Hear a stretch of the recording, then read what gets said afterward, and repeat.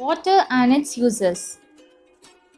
All the living things need water to survive, to live, to grow. In this video, we are going to looking at the various uses of water. We use water for drinking, bathing,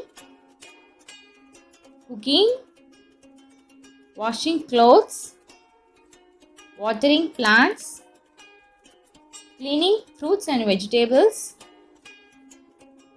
brushing teeth, cleaning dishes. Water is a precious natural resource. We should not waste water. Saving water.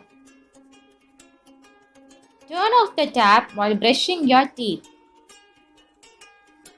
Take shorter bath. Wash fruits and vegetables in bowl of water.